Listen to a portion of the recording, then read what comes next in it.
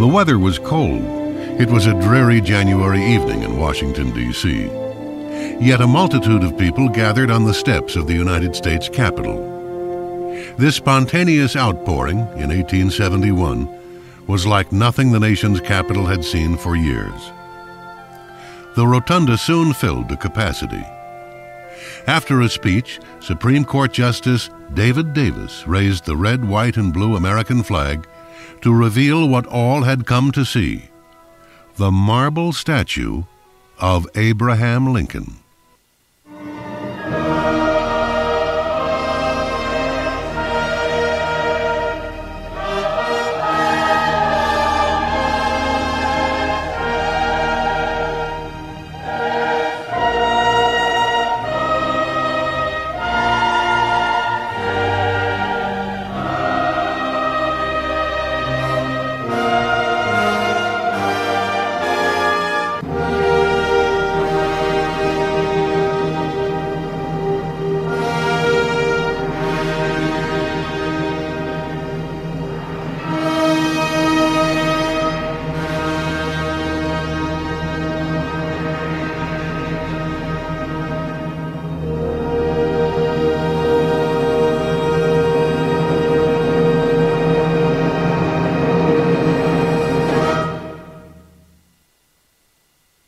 Applause broke out, filling the rotunda and washing over the statue and its creator, the young woman sculptor Vinnie Ream.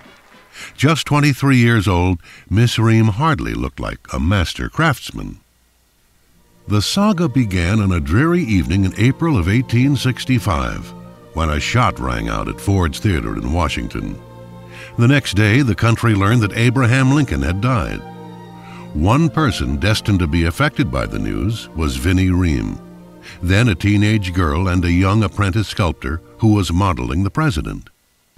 Vinnie Ream was born in Madison, Wisconsin on September 25, 1847.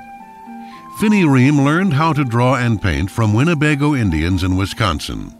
Later, in 1854, as a child of 7, she had played with clay often during her visits to the Washington, D.C. studio of sculptor Benjamin Paul Akers after her family had moved to the city. Vinnie Ream and her family left Washington when her father accepted a surveying assignment in Kansas. But she was sent to a women's college in Columbia, Missouri. When the Civil War began, the family returned to Washington, where Vinnie Ream obtained a job with the Postal Service. Miss Ream served as a volunteer for war relief and wrote letters for wounded soldiers. She sang in benefit concerts and sang as a paid vocalist at local churches. In 1863, Missouri Congressman James Rollins took her to see the sculptor Clark Mills at the United States Capitol. He invited her to return as a student helper. Miss Ream made the most of working in the studio at the Capitol. She rapidly made portrait busts and relief medallions of many notables, including Pennsylvania Representative Thaddeus Stevens. In February of 1865, Clark Mills made a lithe mask of Lincoln, which revealed a startling change in the president's appearance from one made by Leonard Wells Volk. Abraham Lincoln had aged with great rapidity. Vinnie Ream developed several versions of Lincoln busts and relief medallions that were praised by colleagues of the martyred president for their remarkable fidelity. Her skill with portraiture grew to a higher level.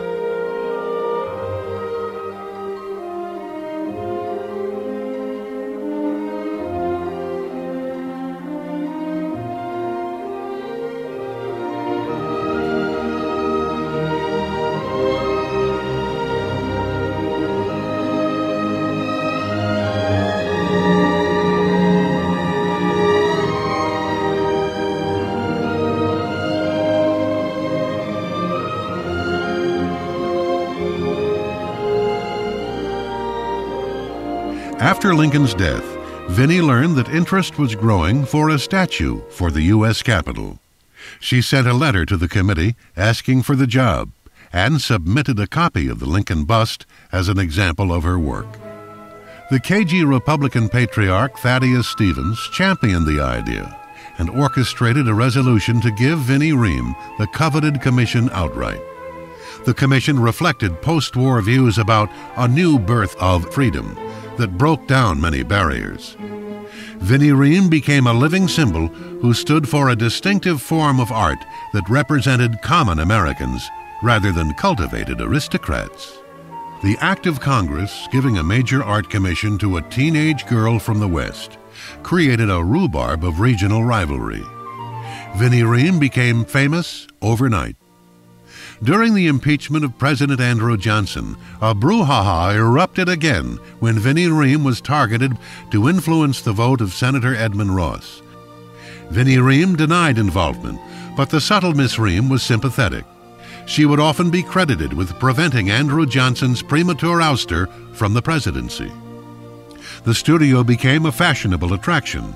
Many venerable visitors came, like the Civil War photographer Matthew Brady, the poet Walt Whitman, writer Lew Wallace, and political cartoonist Thomas Nast.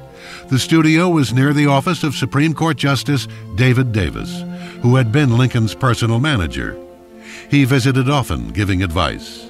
After the Lincoln model was completed and approved, Miss Ream and her parents sailed for Europe, where the statue would be rendered in marble. In late 1870, Vinnie Ream returned with her marble statue of Lincoln, which was soon unveiled at the Capitol in a dazzling ceremony attended by the highest officials of the government. Vinnie Ream established a studio briefly in New York during late 1871, when her marble ideal works arrived from Europe.